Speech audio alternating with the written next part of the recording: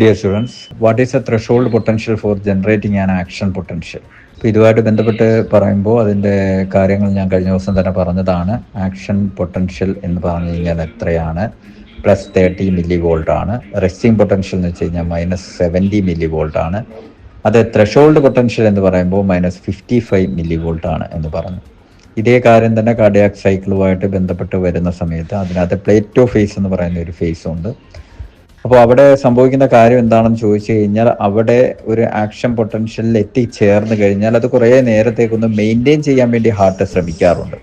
അപ്പം ഞാൻ നേരത്തെ നിങ്ങളോട് സൂചിപ്പിച്ച മാതിരി തന്നെ സോഡിയം അയോൺ അകത്തേക്ക് പ്രവേശിക്കുന്ന സമയത്ത് ചാർജ് ചെയ്യപ്പെടുകയും സെല്ല് ചാർജ് ചെയ്യപ്പെടുകയും ആക്ഷൻ പൊട്ടൻഷ്യൽ എന്ന് പറയുന്ന ലെവലിലേക്ക് അത് എത്തിച്ചേരുകയും ചെയ്യും. അത് കഴിഞ്ഞതിന് ശേഷം സാധാരണ സെല്ലുകളിൽ സംഭവിക്കുന്ന കാര്യം, ഇപ്പോൾ മസിൽ സെല്ലുകളിലാണെങ്കിൽ സംഭവിക്കുന്ന കാര്യം, അത് പൊട്ടാസ്യത്തെ റിലീസ് ചെയ്തുകൊണ്ട് പൊട്ടാസ്യം ചാനലുകൾ ഓപ്പണായി പൊട്ടാസ്യത്തെ റിലീസ് ചെയ്തുകൊണ്ട് പൊട്ടാസ്യത്തിനെ വെളിയിലേക്ക് വിട്ടുകൊണ്ട് റെസ്റ്റിംഗ് സ്റ്റേജിലേക്ക് തിരിച്ചു പോകാൻ വേണ്ടി ശ്രമിക്കും.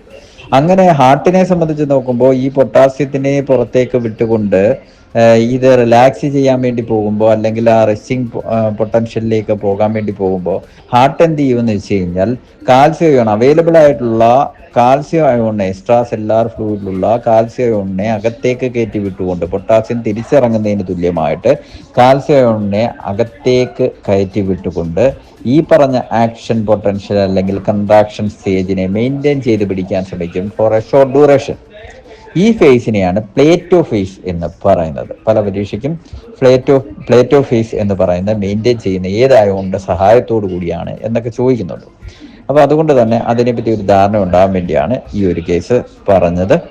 സോ ഈ പറഞ്ഞ കാര്യങ്ങളൊക്കെ ചെറിയ ഇൻഫോർമേഷൻ ആണെന്ന് ചിലവർക്ക് തോന്നാം, പക്ഷേ ഒരുപാട് വായിച്ചാലും ഒരുപാട് മനസ്സിലാക്കാൻ ശ്രമിച്ചാലും മനസ്സിലാകാത്ത കൺസെപ്റ്റുകളാണ്. ഓക്കെ, തീർച്ചയായിട്ടും അത് നോട്ട് ചെയ്ത് വെക്കുക.